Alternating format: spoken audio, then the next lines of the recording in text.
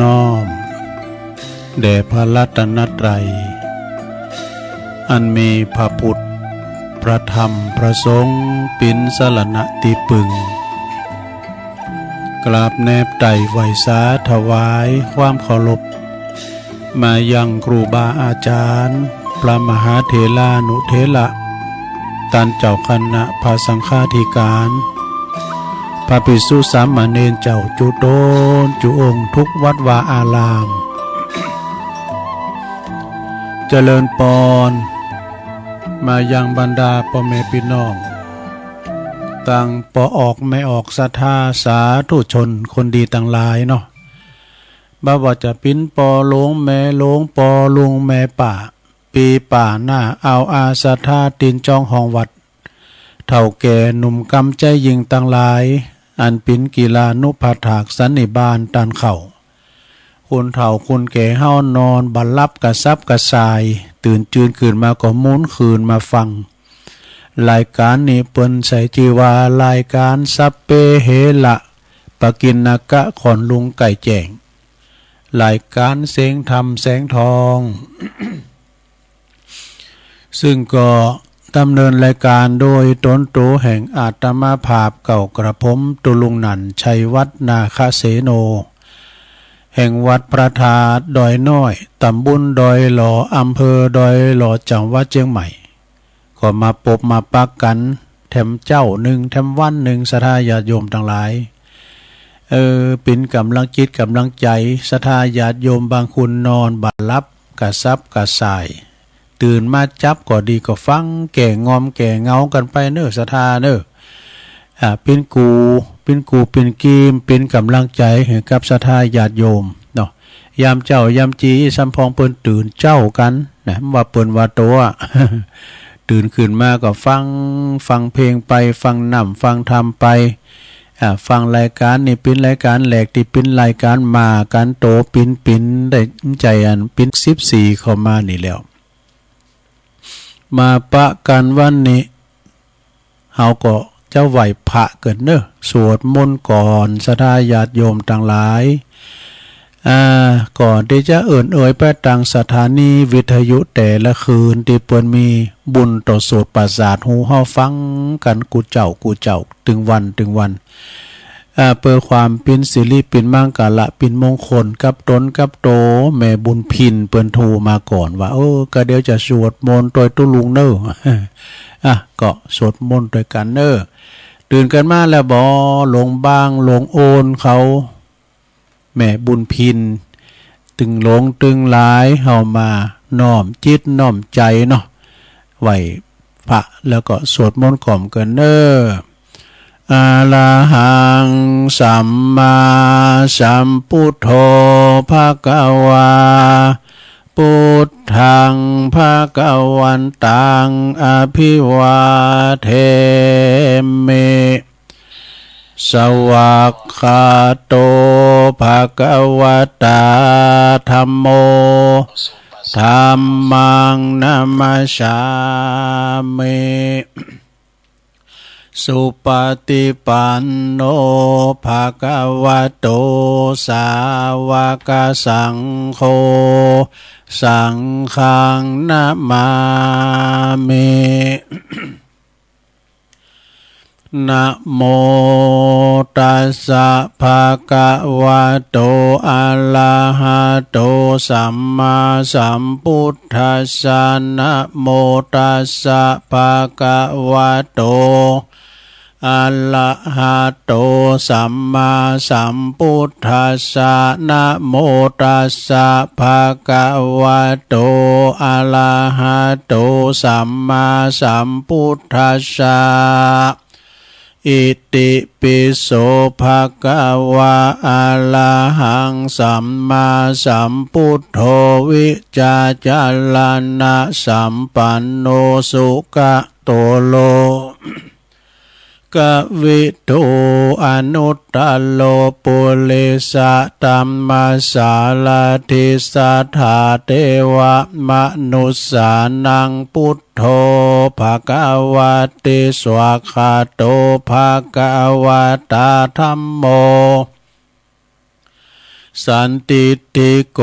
อากาลิโกเอหิปัสสิโกโอปันนะยิโกปัจจัตตังเวติตาโปวินโยเหติ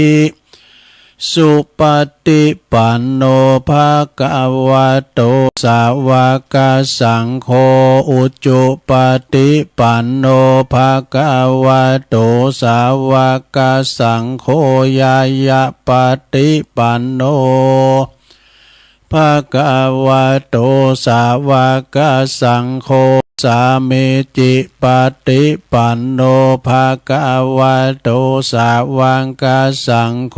ญาติตังจัตตาลิปุริสยุคาเนอัฏฐปุริสปุคลาเอสะภะคะวะโตสาวกสังโฆอาหุนยโยปาหุนยโยตาคินยโยอัญจลิกาลนิโยอนุตตลังปุญญาเขตังโลกัสสาติจะยันโตโปธิยามุเลสักกายานังนันทิวัตโนเอวังตวังวิจัยโยโหเหจยสุจยมังคัลเลอปัลลาจิตตปัลลังเกสีเสปัทัพวิปุคัลเลอภิเสเกสัปปะพุทธานังอากาปะโตปโมทาติสุนัขตังสุมังคลังสุปาพาตังสุโหติตังสุขาโนสุโมโหโตจะสุยิทังพระมัจจาริสุปทัคขินังกายกัมมังวาจากัมมังปาทาคินังปาทาคินังมโนกัมมังปณิทิเตปาทาคินาปาทาคินานิกาตวนะละพันตเถปาทาคิเนสัพพิติโยวิวัจจันตุสัพพะโลกวินาศตุมาเตภวัตวันตรายโยสุขีติขายุโกภวะอัมภิวาทนาสิลิสานิจังวุตตาปัจจายโนจัตตารโอธรรมาวาทานติอายุวันโนสุขังปะลังตื่นเจ้าขึ้นมายิ้มแย้มแจ่มใสทุกโศกโรคภัยหายไปหมดสิ่งศรัทธาญาติโยมต่างหลายโลมกันสวดมนต์ไหว้พระกันไปปิ้นตีเรียบร้อยเนาะพุทธคุณธรรมคุณสังฆคุณขอคุณพระติตไหลรัตนะผ่านแผ่วพระแก้วเจ้าตั้งสามประการจุงด้นบันดาลมาปกป้องคุ้มครองรักษาวัดวาอารามคุ้มครองรักษาครูบาอาจารย์พระมหาเถรานุเถระพระสงฆ์องค์สามเณรเจ้าอยู่กับวัดกับว่ามีสง่าราศีเสริมบุญบารมีเป็นผู้นำตั้งจิตตั้งใจของปออกไม่ออกศรัทธาแล้วก็ปินเนอร์นาบุญให้เปิ้นได้สักการะปูชากราบไหวเป็นกำลังใจให้กับศรัทธาเนอะเปิ้นมาตานโกเขาก็เอวังโหตุมันแน่นอกแน่นใจงอกงามไพบูรณ์ในพระพุทธศาสนาเนอะอยู่กินอยู่ต้านไปใจสืบทอดพระศาสนาขององค์พระสัมมาสัมพุทธเจ้าพอออกไม่ออกก็ศรัทธาก็เหมือนกันเนอะอยู่ดีสบายกินมนตาลหวานกินหวานต้านต่อมกินข้าวลำกินน้ำลุงมีสุขภาพพลานามัยสมบูรณ์แข็งแรงหนาแดงแสงเฮอยิ้มแย้มแจ่มใสมีอัธยาศัยไมตรีจิตเนาะมีเปิ้นเรียกว่ามีมนุษยสัมพันธ์อู่มนเจ้าวันกับลูกกับหลานตุลุงในฐานะที่ว่าเป็นตุเจ้าฝ่ายไปในก็ขอมอบกำลังจิตกำลังใจปอลงแม่ลงทอที่เดินเหินไปไหนมาไหนบ้าใดเนาะเป็นกำลังใจที่เปิ้นติดต่างติดเตงเหมือนกับอันปอสมจิตสีใส นะอายุเปิ้นก็ยังหนุ่มเลือดตะลุง58เปิ้นอยู่แม่ซูนน้อยปูนนะเปิ้นก็โอ้ฟังนำทำคำสอนตูเจ้ากูตุ้นกูองเอาวิดีโอปิ้นกัวนะปอสมจิตเด้อแม่ซูนน้อยบ่นะฉะนั้นญาติโยมทั้งหลายก็อยู่กินไปตานไปเป็นกำลังจิตกำลังใจทุกท่านทุกคนเด้ออยู่กับลูกกับหลานไปเมินๆนะคือเทว่าเฮาแตกตื่นมื่นตาก็ได้ยินเสียงน้ำเสียงถ้ำไปเนาะตอนนี้ไปตัวลุงก็จะไปตังสถานีวิทยุเนาะในเครือข่ายตีเปิ้นรับสัญญาณนำเอารายการธรรมะทอนส่งเวลาตี 3 ถึงตี 5เก่าสถานีดังต่อไปนี่เด้อสถานีวิทยุคืนพระพุทธศาสนาและวัฒนธรรมวัดฝายหินเนอตำบลสุเตปอำเภอเมืองเชียงใหม่ FM 104.50 เมกะเฮิรตซ์โดยเมตตาบารมีธรรมอาจารย์ท่านพระครูสมุวิสุวัฒน์วรกิจโจท่านพระครูเปิ้นก็ลิ่งสัญญาณไปแล้วองค์คาหลงเชียงใหม่ได้ยินหมดข้ามแถวไหลดอยสถานีวิทยุคณะสงฆ์อำเภอฝางตั้งอยู่ที่วัดพระบาทอุดมน้ำบ่อสาวาสำนักวิปัสสนา FM 100.25 เมกะเฮิรตซ์โดยเมตตาบารมีธรรมพระหลวงพ่อท่านพระครูสุจิตานุรักษ์หลวงปอใหญ่เฮาเด้อเจ้าคณะอำเภอฝางนะมอบหมายให้กับอาจารย์ท่านพระอาจารย์จำเริญโชติธรรมโมแห่งวัดสันโค้งอำเภอแม่อายและก็ตุปีอมรเทพอุปสันโตตุปีโจเนอะสถานีวิทยุแดนดินถิ่นล้านนาตั้งอยู่ที่บ้านโฮงโงตำบลนำบ่อหลงอำเภอสันป่าตองจังหวัดเชียงใหม่ FM 103.50 เมกะเฮิรตซ์โดยคุณรุจิสมบัติเงาคำสถานีวิทยุคลื่นธรรมะของชุมชนวัดหอยตองซักอำเภอตำบลโขงเป้าอำเภอจอมทองเนาะ FM 98.75 เมกะเฮิรตซ์โดยเมตตาบารมีธรรมอาจารย์ท่านพระครูวาปีวรมานิท่านพระอาจารย์ชวาลิชยวังโสสถานีวิทยุมนเสียงธรรมตั้งอยู่ที่วัดบุพารามตำบลช่างเครื่องอำเภอแม่แจ่ม FM 106.25 เมกะเฮิรตซ์โดยเมตตาบารมีธรรมหลวงพ่อพระครูมงคลวิสิทธิ์หลวงพ่อใหญ่เจ้าคณะอำเภอแม่แจ่มมอบหมายให้กับพระครูปลัดอุทัยตึง2อุทัยลิงสัญญาณพี่น้องทางแม่แจ่มก็ฟังกันไปสถานีวิทยุเน็กเนลเรดิโอ FM 96.75 เมกะเฮิรตซ์ตั้งอยู่ที่บ้านโจงตำบลทุ่งขวาวห้างหุ้นส่วนจำกัดอนุสรณ์เรดิโออำเภอเมืองปานจังหวัดลำปางสถานีวิทยุคลื่นธรรมะของชุมชนสถานีวิทยุชุมชนคนเหนือเขื่อนตั้งอยู่ที่บ้านดงดำอำเภอฮอดจังหวัดเชียงใหม่ FM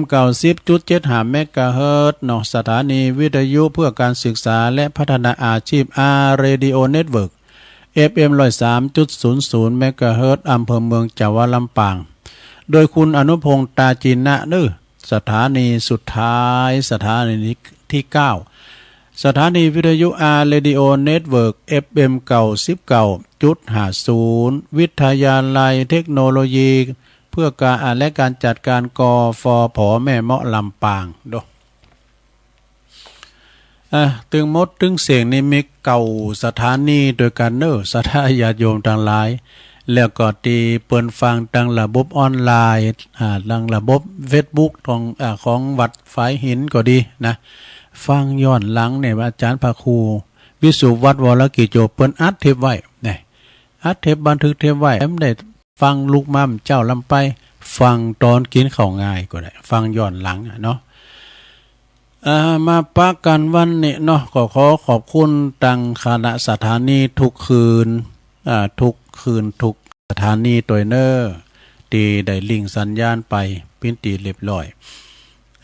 วันนี้ก็มาพบกันอยู่ที่ในห้องส่งเนอะห้องส่งตีเงบสังงัดนะแล้วก็สมองปลอดโปร่งบะมีอันยังลบโกนนะห้องเดียวสี่เลม ได้จัดรายการออนไลน์ไปให้กับศรัทธาญาติโยมทั้งหลาย เพราะฉะนั้นก็ฟังกันไปบางคุณก่อนนอนบาลับกับสายกับซับวันนี้ยังดีฝนบาตกเนาะฝนบาตกแล้วก็ตื่นจืนคืนมาก็ฟังเสียงน้ำเสียงธรรมไปวันนี้ก็จะมีเตดน้ำเตดธรรมตัวเนอะเจ้ามานะศรัทธาหลวงพ่อมานิดถาวโลสำนักสงฆ์หอมบุญตำบลแม่โป่งแม่นะสุมาเนี่ยอันเปิ้นอยู่ปุ้นป่าไม้แดงดอยสะเก็ดนะหลวงพ่อมานิดปักกันว่าพระพุทธเจ้าทำเหมือนกันเด้อเนี่ยก็เดี๋ยวก็จะเตดแล้วก็มีพอหน่อยบุญปันเขาพี่น้องเมืองฟังแล้วก็หลายอยู่บุญจะอ่านและจือมีโต๊ะจวยหน่อยนึงนะบุญก่อนจะเตดน้ำเตดธรรมวันนี้ก็เป็นวันเดือน12แล้วเนาะก็เตดน้ำเตดธรรมอุทิศแผ่กุศลนะบุญไปหาจาติกาวงศาเนาะแต่ก่อนที่จะเตดธรรมเอานี้มาไว้หน่อยนึงเป็นคำกลอนเนาะ คำกรพองแล้วก็เขาหำพองแล้วก็เก็ดเล็กเก็ดน้อยนิยายธรรมะหรือว่านิทานธรรมะตัวเองนะเนาะตามสไตล์ของตัวลุงนะคือใจไหนเดี๋ยวก็ว่าไปหันแต่ว่าไปเราควันภัยเนอะสุริโยไทยไขแสงใกล้แจ้งแล้วฝูงวิหกร้องเจ้ยแจ้วแสวงหาอาหารทะยานไปในนภาโมปักษายังขยันหมั่นหากินท่านที่รักจะซบนอนอยู่ใยเล่าตื่นแต่เช้าขัดเกลาจิตเป็นนิจศีลประพฤติธรรมพระสัมมาเป็นอาจินรักษาศีลให้มั่นหมั่นภาวนาอายุไขในมนุษย์สุดน้อยอย่ามัวคอยโอกาสวาสนาคืนและวันที่เคลื่อนไปไม่หวนมาอย่าชักช้าอบรมได้ทั้งใจกาย สรรพสิ่งใดๆในโลกนี้ไม่คงที่แปรเปลี่ยนหน้าใจหายแต่สิ่งหนึ่งติดตามไปไม่รู้วายดุจสหายคือกุศลและผลบุญน้อมกราบพระรัตนตรัยในสถานดลบันดาลพรประเสริฐบังเกิดหนุนดุจสายทานจากฟากฟ้าเกื้อการุณเป็นผลบุญแผ่กว้างไกลในโลกาอันนี้ก็เป็นบทคำกลอนเนาะศรัทธาญาติโยมทั้งหลายที่อาจารย์นิคมเปิ้นว่าเป็นประจำกับผู้กันเนาะวันเสาร์เปิ้นมานะกัลยาณปูนกัลยาจะผู้อำเภอกัลยาอาจารย์นิคมเป็นจังหวาเนาะก็เข้าใจว่าอันเป็นคำกลอนที่ดีนะศรัทธามีแถมหน่อยนึงว่าไม่พ้นความตายนะถึงมีทรัพย์มากล้นพ้นภูเขาจะเที่ยวเอาชีวิตไว้ก็ไร้ผลความตายนั้นหมายหัวทุกทั่วคนหรือจะมีหรือพ้นโง่ฉลาดไม่พลาดตายนี่อันนี้เป็นคำกลอนที่เบิ่งเฮาได้ประมาทเนอะศรัทธาเนาะคุณเฮาอยากดีมีจนคุณรวยคุณสวยคุณบ่งามขี้เลคุณดีคุณผิดการเมื่อถึงคราวนั้นไปเหมือนกันหมดเนาะศรัทธาเนาะอันความตายชายนารีนั้นก็หนีไม่พ้น แล้วก็อันนี้เปิ้นบอกแคมกั้มหนึ่งว่าเฮาที่หลีกพ้นบ่ได้ก็คือ1ความแก่2ความเจ็บ3ความตาย4ความพลัดพรากจากสิ่งที่รัก5กรรมดีกรรมชั่วนี่อันนี้นะข้อที่1นี่แก่นี่สดาญาติโยมทั้งหลายเฮาแก่กันมาถึงวันแก่มี2อย่างแก่ขึ้นแล้วแก่ลุ่งนะแก่ขึ้นก็ยังละอ่อนในการแลเกิดมันแก่ขึ้นเจริญวัยใหญ่หน้ากาบ้านขึ้นมาจนถึงอายุพวกก็40พวกก็เนาะ40 50ปุ่นนะจ๊ะถ้าเป็นเบาไฟก็ดิ่งโหลุ่งแล้วเนาะวายโหลุ่งนะลุงเขาก็หลิงโหลุ่งไปแล้วนี่เด้อนะจ้ะ นะพอไหวเฮาเนี่ยนะสถาความแก่นี่มันเหมือนกันหมดก่อนเนี่ยโธ่หนุ่มกำล่ำก่อมนี่โมงเนี่ยครบขวะคือความเค็มเดี๋ยวนี้กีบเดียวก็ดึมได้มันเค็ดเขียวเฮ้ย แต่เขียวก็บ่ค่อยดีไปแล้วนะเนี่ยพยายามมาคิวลาเปิ้นดึงเอาหนังสือกล่อมดูมาบอกเอาเน็บไว้2ค่าท่านใน2ค่าในหูจัก2ค่าโลเนาะเน็บไว้2ค่าฉบับแรกเปลี่ยนว่าโหภูมิโหดีดกดำก็กลายเป็นขาวไปแล้วเนี่ยมัวโหงอกซุนซานแอมฉบับนึงเอาไปเน็บดิมตูเนี่ยมตูก็คือระดับเป็นตาเป็นหูนะจ๊ะอันเป็นหูเนี่ยนะหูก็ฟังถนัดถนีนี่เนาะฟังแล้วฟังแอมฟังทีมันก็ได้ยินเบาๆเนาะมันไปกำหน่อยหูนี่สำคัญศรัทธาญาติโยมจะไปหูโหนกเนอะแล้วก็แฮมฉบับอมาวาตีหลอดไฟก็คือตาเนาะตาเนี่ยมก่อนนี่พอเป่งเรื่องแสหูคิมก็ได้บ่เดือนนี่เท่ากับใส่เวเนี่ยนึกก็กำได้ใส่เวนี่อ่านท่ามถึงมาได้ปดโตก่อนนี่ว่าเปิ้นบ่เดือนมาตกตาได้เฮาเนี่ยเนาะเอามาเน็บทำก้าวเนี่ยเน็บไว้ที่ไหนเน็บไว้ที่ฟ้าก็คือผิวหนังเขาเนี่ยซะนะเมื่อก่อนมันเต่งมันตึงโดยปุรู้ยิกแล้วมันจะหาได้เดี๋ยวนี้ยิกไหนได้หัน มันหย่อนมันยานเนาะอันติดตึงก็มีนะติดตึงก็มีอย่างก็หูมันตึงอันที่หย่อนที่ยานไปก็ผิวพรรณวันนะหยาบกระด่างไปมันก็ ไปตามวัยเนาะเอามาเน็บแถมก้ามมานอนจดหมายทำสับเนี่ยมาเน็บไว้ที่ไหนตีเสาก็คือแข้งขาเขาเนี่ยหัวเข่าค่อนไปเห็นแล้วแต่โอ้เข่านี่เหมือนเก่าไปแล้วตัวมันก่อนนี่ขืนดอยนี่ปิ้นมอนนะโอ้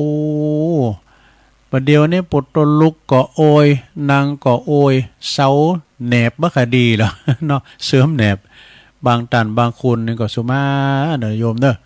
ไปเปลี่ยนบ่าหัวเข่าก้าแล้วก็ดีมาเด้อไปเปลี่ยนแล้วก็ดีมาบางพ้องก็กูนี่เองนะไปกูอย่างบางพ้องก็สีจ้ากูไปกูอยู่ดูลุงสีแล้ว2 ขิมแล้วสี2 ขิมแล้วกินข้าวลำบ่รู้รับดีเนาะเนี่ยความแก่เนาะสราญาโยมคุณเฮามันแก่มาถึงวันเฮาผอมโมงบางแก่นนี่มันแก่งอกแก่งอมก็ยิ่งว่ามันหลุนกันแล้วนะก็มันก็แก่อยู่ทำด้วยก็พวกข้าวพอดังขะล็อกก็ย่ำหลุนเด้อเปเป้นไปเนาะสราเหมือนคุณเฮาเนี่ยบางคนก็เฒ่าเหมาะเฒ่าหมอนอายุ70 80 90นะก็ปิ้นหยังคือก็หมายความว่าอยู่ดีกินได้เฒ่าแก่เลมอนมาพยายามมาเบียดเบียนล่ะนะว่าหายก็หายตายก็ตายกันเนาะอันนี้ก็อยู่ไปตามบุญเนาะศรัทธาเนาะความแก่เหมือนกันมุดว่าพักไม่ใส่คือเนาะพักแคบพักหยังก็ตามมันแก่มาใบมันที่มันแก่มาแก่เก่าใบใหม่มันก็หลุนโดซะได้เนาะบางพองปิ้นนักป่าทันใบใหม่หลุนปุ๊บเนี่ยแต่ปิ้นธรรมะทันทีเนอะโอ้ใบไม้นี่ก็อย่างกับคูนเหมือนกันได้มันแก่เข่ามันเลื้งเข่าแกว่นมันก็ลุดมันก็หลุนลงมาเปรียบเหมือนคูนเฮาเนี่ยเกิดมาแล้วก็แก่แล้วก็เจ็บแล้วก็ตายกันเนาะหนึ่งในความแก่คำแก่นี่ก็คือทุกคนจะต้องประสบพบเจอเหมือนกันหมดบ่สามารถที่จะซื้อยุดความแก่ไว้ได้เฮาบ่สามารถที่จะยุดย่างมาได้เพราะมันใจเป็นของเฮาถ้าเป็นของเฮาแล้วเฮาก็ห้ามเอาหม้อเอียเด้อมันต้องแก่มันต้องเฒ่านะเอาหม้อเอียเอามันหล่อมันงามมันเล่าอย่างเอี้ยนะมันก็บังคับบ่ได้หูตาจมูกลิ้นกายใจหูนี่ฟังก็ไม่ได้ไว้ละสมองก็เหมือนกันโอ้ขี้ลืมเรียกว่าสัญญาไม่แน่นอนนะความจำบ่ฮู้เลอะเลือนไป แก่เลมอนมาแล้วนะเอาของไว้หันไว้นี่สำเตือก็ลืมเนี่ยนะตัวลุงว่าเนาะตัวลุงมือถือหายไปวันเนี่ยโอ้ยจะมันด้วยไอ้น่ะมันหายไปจะมันเด้อนะก็เดียวลองเอาก้าวแรงมาเน้นตัวลุงขอยืมมันโทรศัพท์มือถือหน่อยจะเอาติกหาติกว่าจะเอาโกดหาของตัวลุงลองโกดพอเนี่ยพิดว่าอยู่ในห้องน้ำบ่ล่ะ กิ้งโอ้เอี้ยคุณเฒ่านะมันก็ขี้ลืมไปศรัทธาญาติโยมทั้งหลายเรื่องแก่นี่จบก่อนเอาความตายก่อนนะความเจ็บกะเจ้าความแก่เดี๋ยวความเจ็บนี่มันเหมือนกันโมดศรัทธาญาติโยมทั้งหลายว่าเปิ้นว่าโตหัวเข่าเนี่ยนางมอบแมบใครได้เนอะนางคอยยอนี่ใครได้เนอะนางคอยยอนี่มันมึนๆนางคุบเข่านี่นะก็เรียกว่าเปิ้นจะสวดมนต์เนาะสัมวัตโยโสภควาเปิ้นย่อนเปิ้นนั้นคุบเข่าด้วยเปิ้นคุบเข่าดูลุงนี่เอาสักบึ้นน่ะเดี๋ยวก็หมอบแมบปั๊มเปิ้นนั่งหมอบแมบให้เรียบร้อยนั่งหมอบแมบแล้วก็บางพองก็นั่งโคตรถวายนะแต่ตัวลุงเนี่ยโคตรถวายนะสวดมนต์นั่งหมอบแมบเนี่ยความเจ็บทุกคนก็จะได้รับเหมือนกันหมดนี่ไม่เจ็บน้อยก็เจ็บมากนะเมื่อกรรมมันมาถึงแล้วก็บ่สามารถที่จะซื้อความเจ็บไว้ได้ออกจากร่างกายไปได้นี่เจ็บป่วยเมื่อยไข้มันมีเหมือนกันหมดเจ็บโหมูราเจ็บโหเข่าแข้งขาเนี่ยเจ็บในคองอในกระดูกบางพ้องก็เจ็บกระดูกอันอินทับสินเนี่ยนะเนาะอินทับสินเนี่ยใช่กะเนี่ยศรัทธาญาติโยมโรคใหม่ๆมันก็มาแถมโรคเก่าเบาหวานไขมันความดันเนี่ยมันจะมาอย่างอี้ศรัทธาต้องประพบเจอเหมือนกันหมดภัยติ่มดินโรคภัยไข้เจ็บปินบุญกำแล้วเนอะถ้าว่าร่างกายเฮาสมบูรณ์นะ60-70ก็ปินหยังก่อมปินหยังก็ปินบุญกำแล้วเนอะบางพองใน40-50เตียวในปั๊มเปิ่มว่าเปิ้นบ่ปดเตียวปานน่ะพอยังเป็ดเทพอยังนกเพนกวินเตียวไปนะเนี่ยความเจ็บนะหลวงต่อไปความตายข้อที่3เนี่ยเดี๋ยวจะเตรียมทำอยู่นะหลวงพ่อมานิดความตายใครก็หนีไม่พ้นนี่อย่างตุลุงวามจะอันความตายชายนารีนี้ไม่พ้นจะมีจนก็ต้องตายกลายเป็นผีถึงแสนรักก็ต้องร้างห่างทันทีไม่วันนี้ก็วันหน้าช้าหรือเร็วบัดจ้าก็โวยสนาญาติโยมทั้งหลายคุณหนุ่มก่อตายคุณแก่ก่อตายคุณตุกก่อตายคุณรวยก่อตายดึงความตายนี่มันดึงใจอ่อนได้นะใจอ่อนนะสนาญาติโยมเพราะว่าจะได้เพราะว่าคุณเฮานี่กันตายก็รุ่นโลกนะกันตายก็รุ่นโลกฉะนั้นก็ตายไปพองกันไม่เป็นหยังทยอยกันตายไปสำพองก็อายุปล่อยปลายก็ปิ้นหยังก็มีน่ะเนี่ยบุญไผบุญมัน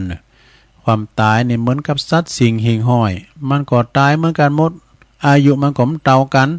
อายุควายเท่าใดอายุหมาเท่าใดวันนั้นเรานิทานเนาะอายุควายอายุลิงอายุหมาคุณเป็นโลบหมดเอามานี่ถึง80เกินเนี่ยปดตัวอายุตั้งแต่40ปลายขึ้นไปเยการเหมือนโง่มันควายได้อยู่ได้ย่างเนาะสร้างฐานะนะกะเนาะความตายใครๆก็หนีไม่พ้นเมื่อเกิดมาแล้วก็ไม่ช้าก็เร็วและไม่สามารถจะซื้อหยุดยั้งความตายไว้ได้เนี่ยคนรวยคนจนคนรวยไม่ช้าก็มวยมรณาคนดีคนบ้าไม่ช้าก็ตายเหมือนกันหมดแม้แต่องค์พระสัมมาสัมพุทธเจ้าของเฮานี่ยังเข้าสู่นิพพานนะหลวงนะยังเข้าสู่นิพพานคือตายเหมือนกันหมดสังโดนสีเหลืองแต่อยากปีจุนคุณรวยคุณโอยเจ้าฟ้ามหากษัตริย์คุณกว่าถนนถึงเขาตายมันก็ไปกูนะหลวงเนอะเปิ้นก่อตายเฮาก่อตายมันไปสู่วัยของความตายเฮาก็คือยากนะแกนะอันนี้จะตายแต่เปิ้นมาถามท่านอาจารย์เจ้าคุณมหาศัพท์ผมขอถามท่านพระมหาว่าคนเราเนี่ยตายแล้วจะไปที่ไหนครับอาตมาก็ไม่รู้เหมือนกันเพราะว่าอาตมาก็ไม่เคยตาย อาตมาก็ไม่เคยตายนะขอถามอีกข้อครับท่านมหาครับคนเราเนี่ยตายแล้วจะเหลืออะไรครับตามที่อาตมาเห็นก็เหลือแต่ขี้เท่า เมื่อก่อนตุลุงเขาเลี้ยงควายแล้วก็ฟังเปิ้นตอบปัญหาดูสถานีวิทยุวปร2นะรายการปราทีปทองนะข้อที่4ไปเลยโยมความพลัดพรากจากสิ่งที่รัก นี่มันต้องปัดพักเหมือนกันว่าอย่างตุลุงประปุงใจแล้วมันจะหายยังมาเด้อเอ้ยน่ะอันมือถือน่ะมันจะอยู่ด้วยเขาตลอด ปีนว่าเอาไปละไว้ห้องน้ำสัญญาไม่แน่นอนเนี่ยสถานมันต้องปัดพักสิ่งที่หักที่สอบเนี่ยโพเสเมตายก้าเนี่ยมาตึงจากกันบาจากกันวันนี้ก็จากวันหน้าเนาะบาจากกันปีนก็จากกันตอนตายจากกันตอนเป็นย่อมเห็นน้ำใจตาจากกันตอนตายย่อมเห็นน้ำตาบางพองนี่ตายเปิ้นไห้เปิ้นหุยเปิ้นเสียดายเนี่ยเพราะหยังเพราะคุณที่เปิ้นตายเปิ้นสร้างคุณงามความดีจะเป็นปูชนียบุคคลเนาะเป็นปอเป็นเมเฮาเอียกแต่คุณที่มันทำบ่ดีเนาะเป็นชกชิงเวลาว่าน่ะการตายปุ๊บตายก็ดีบ่ย ก็จะคูณ3ไว้เนาะตายก็ดีบ่ย ใช่มั้ยเนี่ยความพลัดพรากจากสิ่งที่รักที่พอใจเมื่อว่าความตายมันมาถึงสิ่งที่หักแสนที่จะหักหรือว่าจะเป็นสามีภรรยาลูกเต่าบริวารญาติมิตรทรัพย์สมบัติใดๆก็ตามเนอะที่มีอยู่กับเฮาเนี่ยจะต้องพรากจากไปสิ่งนั้นแน่นอนง่ายๆสตั้งเอาเลยกำไว้ลอยเนี่ยมันจะอยู่ด้วยเฮาตลอดดูก็เดี๋ยวเปิ้นรถแป๊บๆมาน่ะมาขายโคซื้อหอยบ่ซื้อน้อยบ่ซื้อพักปังมาบ่เอาเขือมาตำเนี่ยมันไปมีเนี่ยสตั้งลอยนั่นน่ะมีแล้วมันจะอยู่ด้วยเฮาตลอดอันนี้จังเด้อ เหมือนกับชีวิตของเฮาเนี่ยมันจะอยู่ด้วยเฮาตลอดนะต้องปัดพลังพากจากกันไปถ้าหรือว่าถ้าตายบางสิ่งเหล่านั้นก็ปัดพากจากเฮาไปก่อนเนาะนี่สิ่งเหล่านั้นมันจะปัดพากจากเฮาไปก่อนเพราะว่าจะเป็นของใจไม่ซอยน่ะมันถึงหายนะท่านบางคนยึดถือสิ่งนั้นเด้อมีรถมีบ้านมีหยังก็ตามเด้อเนาะรถสำเตอรถเฮาจะดีเปิ้นลักไปกาหรือว่าเอาไปประสบอุบัติเหตุคุณพี่หยังรถแล้วแพทนี่น่ะเนาะเนี่ยศรัทธาญาติโยมทั้งหลายข้อสุดท้ายไปเลยได้ติดธรรมอยู่5ข้อที่5กรรมดีกรรมชั่วนี่คุณเฮามันมีดีมีชั่วเหมือนกันหมดเหมือนว่ามีแจ้งก็มีสว่างมีมืดก็ต้องมีแจ้งมีขาวก็มีดำมีบาปก็มีบุญนี่อย่างเข้าไปในธรรมมันก็มืดออกมามันก็แจ้งเนี่ยกรรมดีกรรมชั่วสิ่ง2สิ่งนี้สุดท้ายนี่นะ2สิ่งสุดท้ายนะตอนนั้นที่จะเป็นมรรคผลติดตามดวงวิญญาณของเฮาไปทำดียอมไปตีภพดีตีสุขติโลกสวรรค์แต่เฮาทำบัดนี้เมื่ออายุขัยเฮาก็จะต้องไปสู่ห้องอบายก็เนาะตามในธรรมนะจะเมื่อเฮาหมดลมหายใจอายุขัยไปแล้วจะสถิตอยู่ในภพใดก็แล้วแต่การจะทำเฮาตีทำเมื่อยังมีชีวิตอยู่นะอย่างตุลุงเตทำว่านะอันเพจเปิ้น3เฮานี่แต่มาตกห้องอบายเปิ้นปล่อยเพจเพจตั้งหลายเปิ้นได้รับของกินของต้านแล้วก็เปิ้นก็กลับกลายเป็นเทพบุตรเทวดาอันเฮาในปุตตสัญญาน่ะเดินในพอจะเสียงแล้วนี่พร้อมหยังเพราะว่ายาหมู่เป็นคุณในเฮาได้กินได้ต้านแล้วทำเฮาตายไปแล้วในสิ่งหลายๆเนี่ยมาเกิดมาเกิงบ่หือหันปีหันน้องหันปอหันแม่เนาะซอหาเนี่ยเขาว่าอันผีเขาวัดใดเนาะในธรรมว่านะบทเขาไปลงโบสถ์ไปในกุฏิวิหารหมดเนี่ยมาไปซอหาของกินของทานอันผิดนั่นน่ะมันก็ถ้าจะมีนะซะได้เนาะอันเป็นผิดตุลุงก่อนจะว่ามันโกอยู่เหมือนกันน่ะมันก็โกหน่อยๆนะมันจะโกแดงก็มีอันเตอนะตุลุงเคยไปนอนป่าแฮวคือป่าจ้าที่บ้านเกิดปุ่นนะเหมือนว่านอนโดยการ3คุณน่ะตอนนั้นไฟฟ้าก็มีเนี่ยนะตามกรมหลวงมันไฟฟ้าถึงมันไกลเนาะตามกรมหลวงอันนี้แล้วก็นอนเฮาเนี่ยหานอนกลางก็ นอนศาลานะแล้วก็2คุณน่ะไปนอนปางขังให้กันแล้วมันขี่เหล้ามันมาซูมไฟมันยามหนาวโดขี่เหล้ามาซูมไฟกันบ่เดือดห้องเพลงตบมือกันอันเฮาจะเดือดเฮาจะด่ามันกลัวเขาหนีไปเหิน ก็เลยจับมันเว้ยเอามันแจงบ่าให้หนักเป็นกูเป็นกิ้งมัน การสั่งบุญสั่งกุศลเปิดตีจะหือปินอานิสงส์ในภพหน้าเด้อสถาเด้อเฮาต้องล้างเองทำเองสั่งเองทำเองเมื่อตายไปแล้วสามีภรรยาบุตรหรือญาติมิตรต่างหลายทำบุญอุทิศไปหาเนี่ยการเฮาไปตกไปเกิดไปเป็นสัตว์ตาลิสานเนาะเป็นสมมาเนาะเป็นหมูเป็นหมาเป็นแมวอ่ะมันอาหารเขามีแล้วนี่ ไปเกิดเป็นเทวดาอาหารก็มีแล้วแล้วก็ไปเกิดเป็นหยังก็เป็นว่าพระปาราชูปัตตเพท อย่างฮู้น่ะอันเนี้ยท่านพระครูประมาณนะอันนั้นน่ะที่จะได้รับนะสตาเนี่ยเดือน12แล้วเนอะลงเนอะพระจะต้านนำต้านทำจะกินจะต้านคันเข่าคันน้ำก็ต้านบ้างคุณนำไปในปุตโตอีเมตายไป3 ปี4แรงก็ต้านชักเตอแม่แต่คันเดียวต้านคุกเข่าเนาะแล้วยังจะมากลับมาจู่ต้านไปเด้อเนาะบรรพบุรุษบรรพชนเฮาต้านไปตุเจ้าก็ตะปันป้อนในบางพองอันปุตโตตัวลุงอันนี้เฮ็ดไข่ห่านนะเฮ็ดอันซื้อมานะปุตโตกิโล100กันเลยปุตโตอร่อยกันตัวลุงก็จะปันป้อนนี่ไปฮอดเมื่อเจ้าก็ขอให้เป็นเขาง่ายมันก็มันลุงดอยไปแล้วปุตโตไอ้เฮาก็หายอันนี้ไหนอันกันว่าตัวลุงกินอิ่มอย่างใดอีป้อกินอิ่มอย่างด้วยก็บอกเขากำลังใจเนาะเอาละสนาญาติโยมทั้งหลายอู่ถึงเรื่องจาติจัลลาภายาติมรณะแล้วไปนะตัวลุงจะใจเวลาสักพอมื่นเนอะจะตีทำหลวงพ่อมานิดกันเนอะเขาสุมาเนอะอาจารย์ท่านพระอาจารย์สมนึกจารโนสมมาเนอะสมนึกจารโนนั่นด็อกเตอร์เนาะอาจารย์สมนึกเหมือนกันแต่ว่าอาจารย์สมเพชรปัญญาโนเปิ้นลุงมาเต้นสักคำตัวลุงก็มาตัวเปิ้นว่านะรถกดจะออกแล้วนี่แล้วก็ตามบุญเปิ้นก็ยังลุงมาได้ตัวลุงก็กดตกรถได้ค่ะมันเคยมีประวัติเนาะก็อาจารย์ไปก่อนล็อกดินนางเลยไปตัวลุงปีก็ปีกไม้แล้วก็พิญญาเนี่ยอาจารย์ตัวปีเนอะพวกวันที่14ก็ไปกันนะครับ14สินน่ะ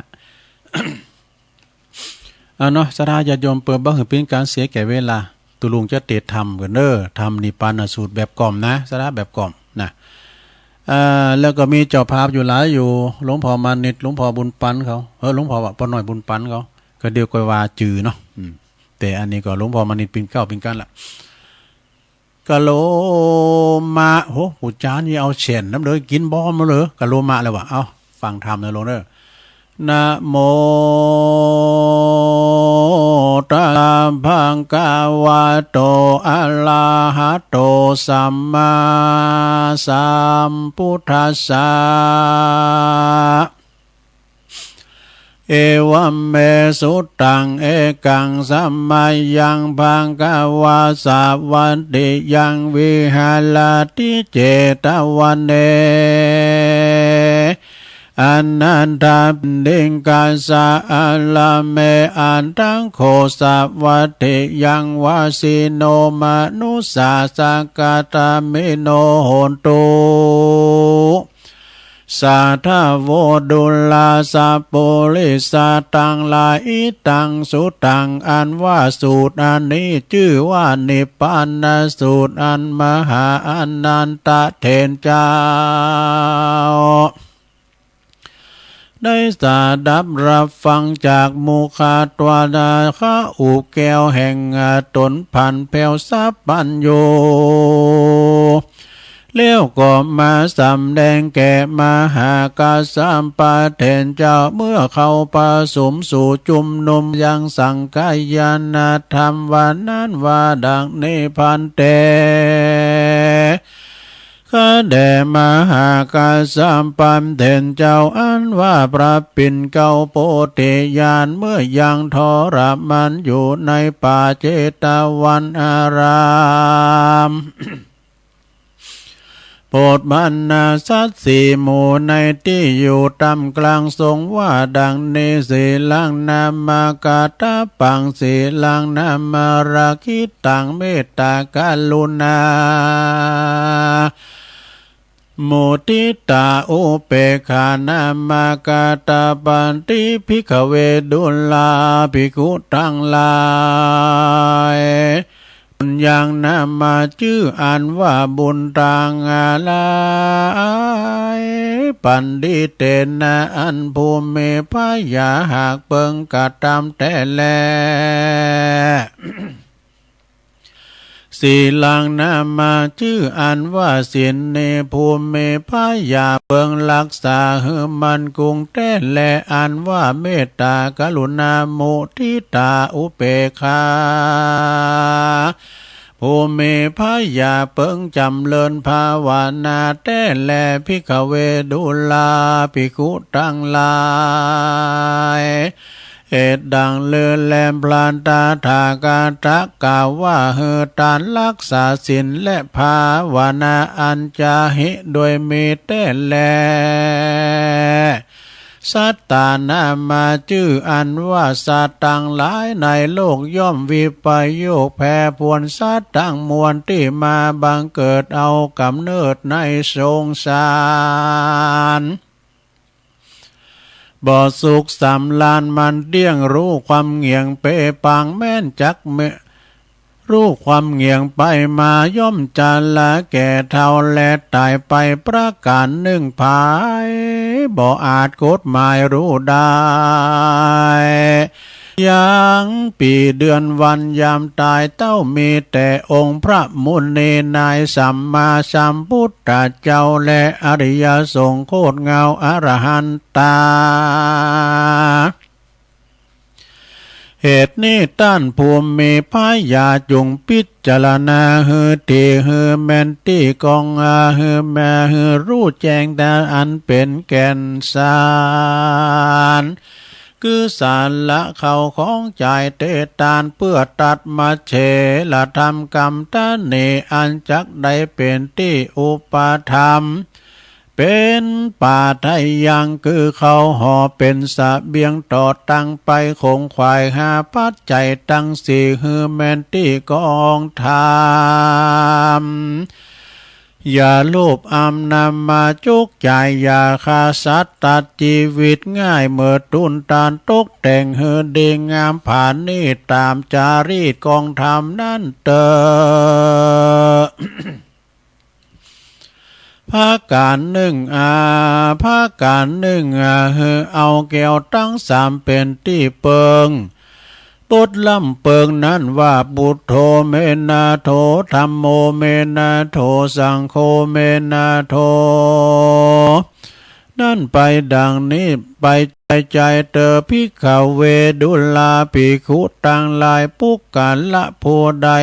มีศีลห้าศีลแปดศีลสิบแขวดเตรียมไปและภาวนาไปใจ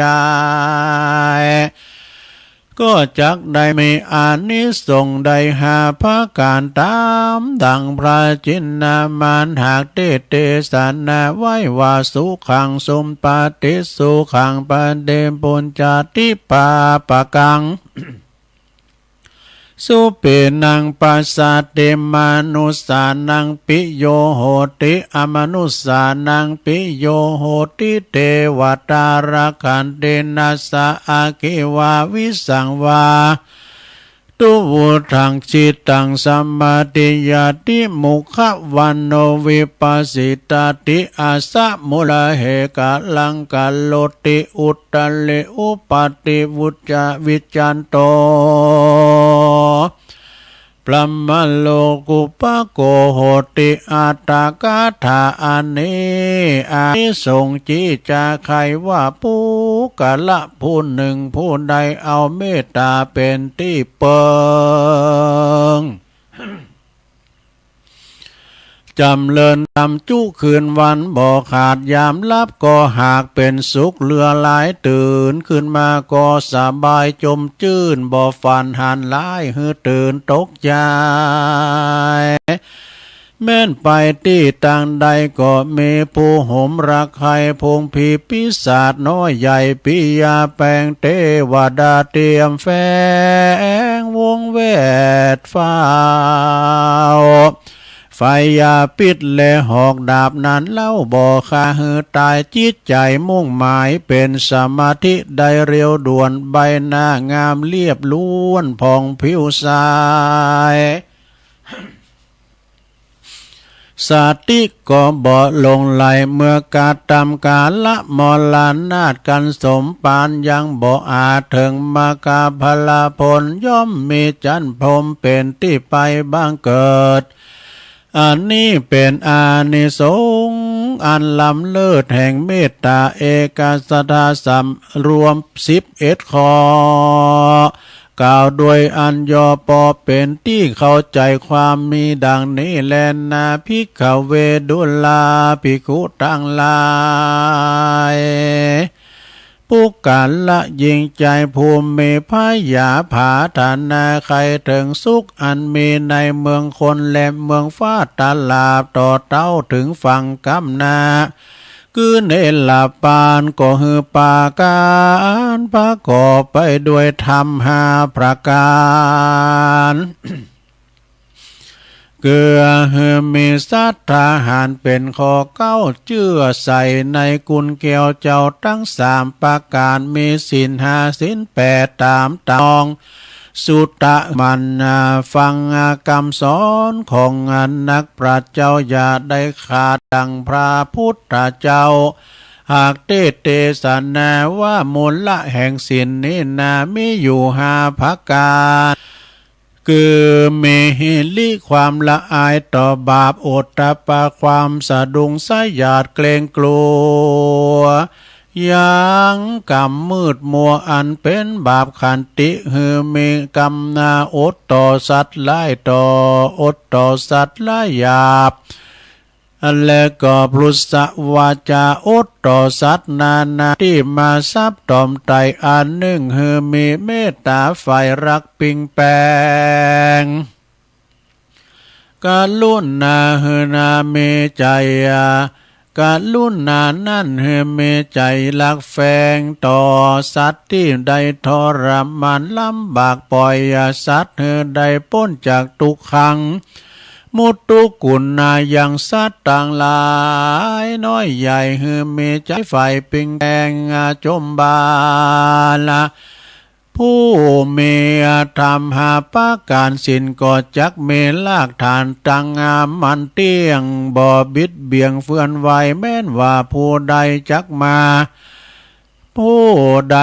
นั่นก็ผู้นั่นก็จักมีศีลอยู่กับตนนั้นแลภิกขเวดุลาภิกขุทั้งหลายผู้กันละผู้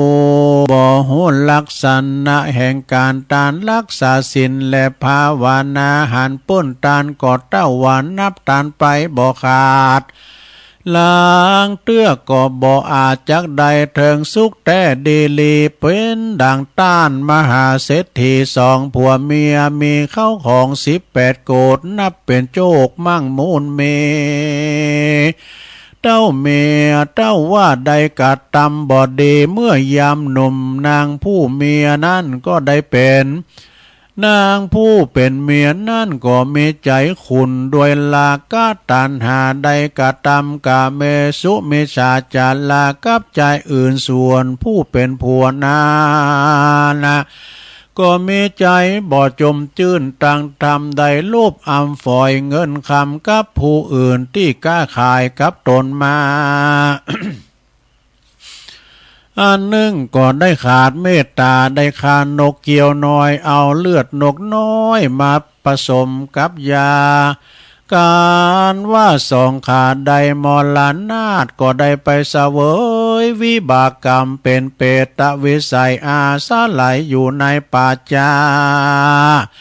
บ่มีเสื้อผ้าโภชนะอาหารอันใดจากนุ่งใบและบริโภคใดเต้ามีแต่ลูกเต้าว่ามีแต่ลูกยิงได้สืบแดนเลือนถึงค่ำลามาเจิญ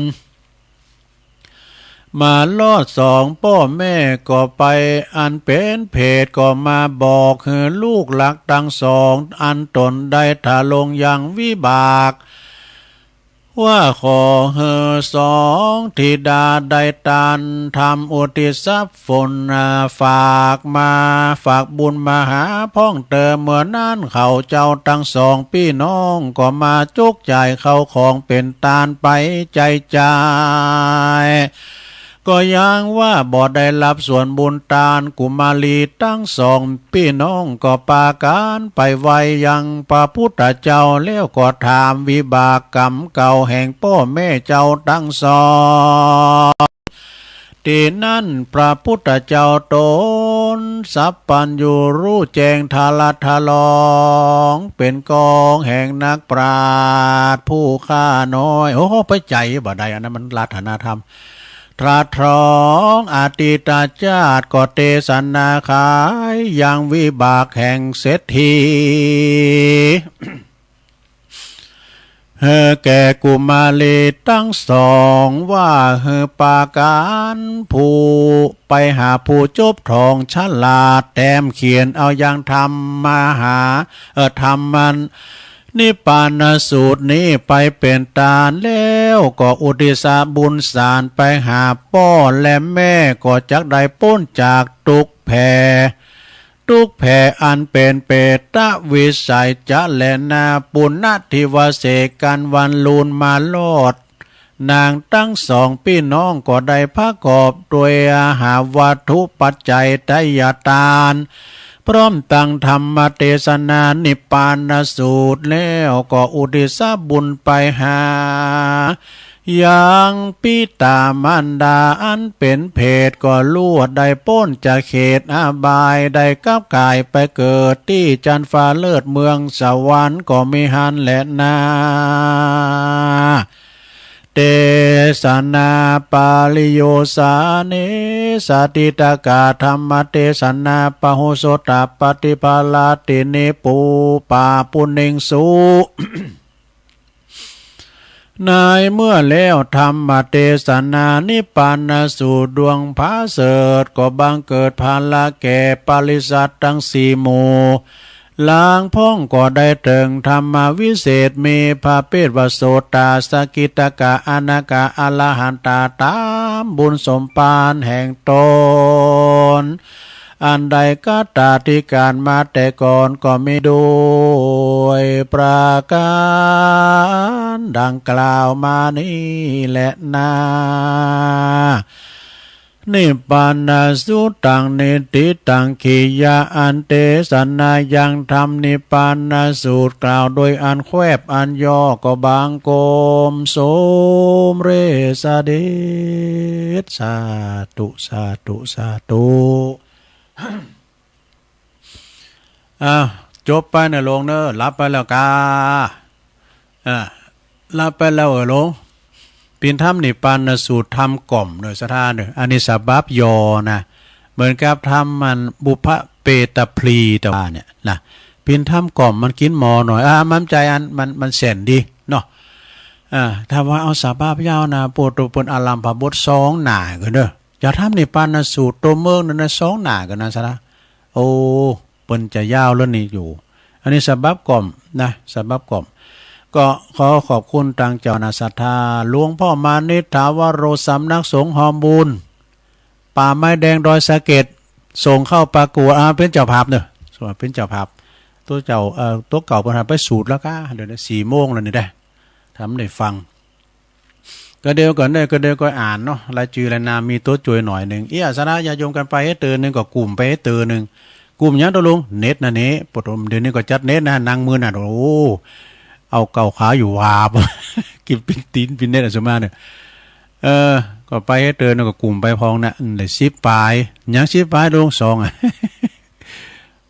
ปนหน่อยปันเขาก็หลายทันนะก็เดี๋ยวค่อยอ่านเนาะตอนนี้ไปก็จะเล่านิทาน2เดี๋ยวก็นิทานไปไหนเนี่ย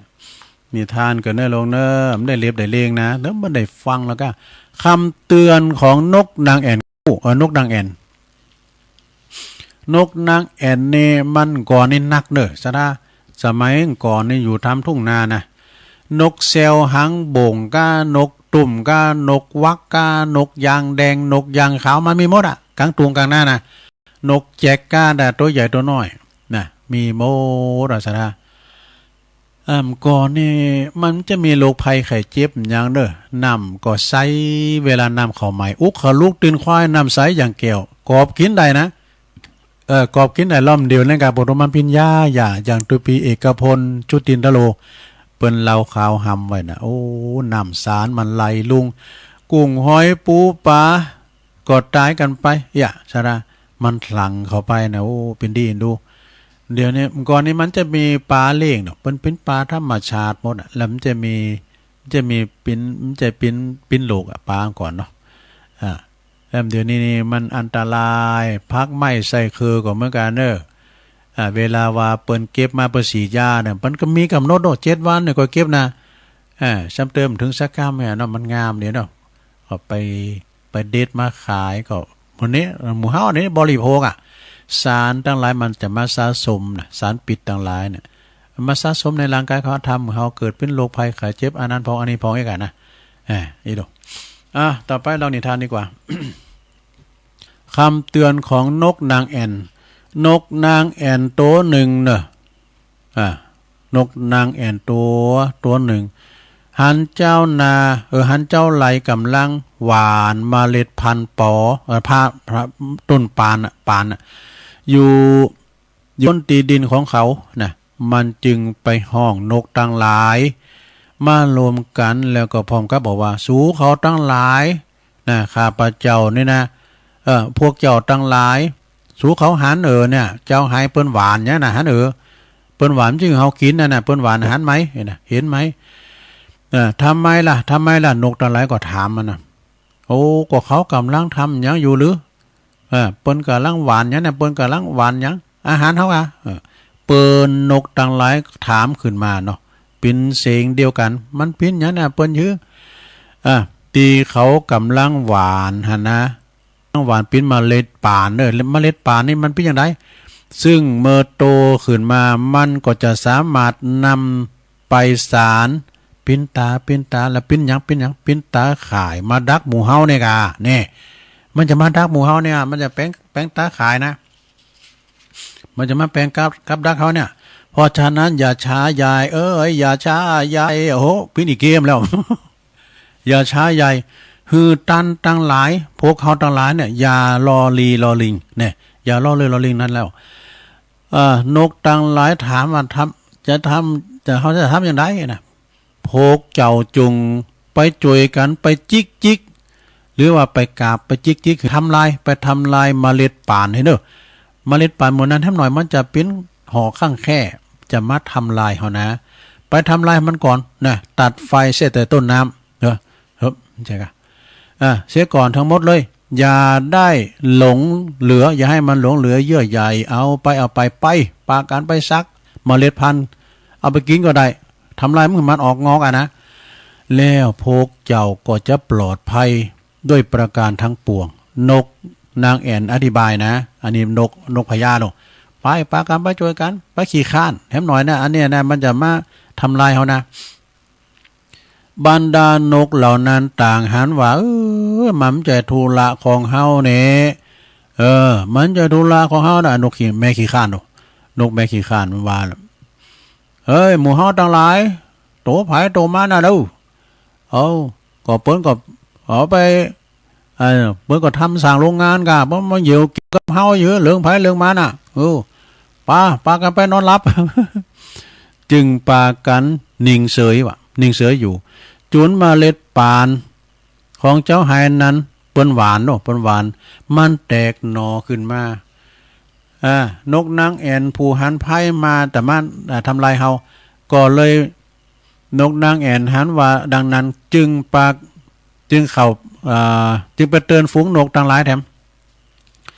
พวกเจ้าต่างหลายบ่เดี๋ยวนี้มันกำลังงอกนะผ่าป่านะอันเมล็ดป่านะพากันไปมันเดินซ้ำงายแล้วเขาไปจิกเอาหน่อมันนี่นะมันก็เลยมาบอกคือนกต่างหลายทำข้างหนึ่งเพราะว่าหันไพ่ที่จะมาไปน่ะอนาคตะไปน่ะนี่นะและยังบ่สายขึ้นไปเนอะพอดีมันกำลังออกเงาะนะเขาไปทำลายมันเดี๋ยวนี้ต้นอ่อนมันเนี่ยซ้ำงายแล้วไปพากันไปเนอะนะมาเขาจะนำไปนะแต่ก็บ่มีนกตัวใดเจอฟังกรรมของนกนางแอ่นสักหน่อยแม่แต่สักตัวเดียวเลยมีไผเจอนะเรื่องไผเรื่องมันน่ะไม่เกี่ยวนะเปิ้นปลูกไปขายบ่น่ะเปิ้นจะมานกนางแอ่นหันเจนนั้นก็จึงพากันอพยพหนีไปอยู่ที่อื่นแน่เอาละพระอั้นสู้คอมฟังข ข้าก็จะไปอยู่ที่อื่นละข้ามอยู่ที่นี่ละอันตรายเขตพื้นที่สีแดง ไปพายจะไปด้วยเฮาบินมาเนี่ยก็บินไปปลาก็ไปกันจะหลายอยู่เหมือนกันเด้อเมื่อเวลาผ่านไปเมื่อเวลาผ่านไปต้นปานก็เจริญงอกงามขนาดใส่ปุ๋ยมันก็งามขึ้นมาถึงวันเจ้าไห่จนเจ้าไห่สามารถเก็บเกี่ยวมาจ่ายเป็นประโยชน์ได้โดยเขาก่อนนำต้นปานนั่นนะต้นปานทักพินตาขายแต่เฮ้ยทักพินตาขายแต่เอามาดักนกที่จะบินไปบินมาบริเวณนั้นน่ะนี่เฮียโอ้มีอยู่หันวันหนึ่งนกนางแอ่นได้บินกลับมาพอเยี่ยมถิ่นเดิมของทันของเขาอีกข้างหนึ่งมาพอปีน้องต่างหลายแล้วพี่จะหือพองหันว่าป้าว่าฟูงนกต่างหลายต่างก็บินติดตาข่ายติดหายหมด ของเจ้าไห่โอ้อย่างน่าเวทนาที่สุดว่ะนี่บอกเขาบอกแล้วผมเจอนี่เขาบอกแล้วผมเจอบอกแล้วบอกฝูงนกที่ถูกจับก็เริ่มสำนึกถึงคำเตือนของนกที่เป็นพญานกนางแอ่นไว้แล้วนะเปิ้นเตือนเขาแล้วเขาฟังแต่แล้วก็สายเกินไปเสียแล้วนอกจากนั้นนายพรานก็จับไปทกขุนไปทอดขายปวดเขาไปกับแกมไปกับเขาไปกับเขาโมโลเซตเดซโมเรตายหมดฟังคำสอนฟังคำเตือนเปิ่นนะนิทานเรื่องนี้ก็จบลงไปนิทานเรื่องนี้เปิ้นก็สอนหัวว่าคนฉลาดมักมองเห็นผลที่จะเกิดขึ้นในการข้างหน้านี่หันไพ่ตั้งนานแล้วนะแต่คนโง่ย่อมเชื่อฟังเหตุแต่คนโง่ไม่ยอมเชื่อฟังเหตุใดๆจนกว่าจะได้รับผลร้ายนั้นเสียก่อนเผื่อรับผลร้ายนั้นแล้วก็สายเกินไปเสียแล้วจบสาราญาโยมนะเนี่ยกระเปิ้นเตือนเปิ้นตีเตือนอยู่กับฟังพองเนอจะไปดื้อลั่นเปิ้นฟังไปเนอมันบัดถูกก็นะเปิ้นจะตีโหนะไอ้นะ ก็ยังคืนไปอยู่อ่ะเนาะไปแล้วก็โดนเนี่ยนี้นะโอ้ล่างคางแตกไหมเนาะสาราเนาะแต่ว่านี่สาราญาโยมทั้งหลายก็ได้ไปรวมงานเนาะงานวางศิลาฤกษ์พระธาตุเจ้าศรีสองเมืองโอ้คุณก่อนหนักก่อนหลายโดยตึงคณะสงฆ์เมตตาบารมีธรรมในหลวงปู่พระคุณนิวิตศรีละสังวรหลวงพ่อเจ้าคณะอำเภอเวียงป่าเป้าแล้วก็ครูบาอาจารย์ที่นักจัดรายการแถมหลายเนาะเปิ่นมากันแล้วก็เจ้าบ้านเจ้าจองแถมปอหลงกับนั่นเขาตั้งสายตั้งปีก็ได้รับเมตตาในพระเดชพระคุณราชคุณพระศรีศิลปาจารย์เนาะอันเป็นลูกศิษย์หลวงปู่เปิ้นก็นำปลาพระเนนไปแถมนะไปตานตุ่นตานยังแถมแล้วก็ได้รับความอนุเคราะห์จากพลตำรวจโทประจวบวงสุขนะผู้บัญชาการตำรวจภูธรภาค5เปิ้นเป็นประธานคุณเชิดพงษ์กิ่วแก้วจากบริษัทเพชรอินทรีย์ทรานสปอร์ตแล้วก็ท่านในอำเภอวุฒิกรคำมาในอำเภอเวียงป่าเป้าแล้วก็ทำร้ายเนาะสะดาเนาะ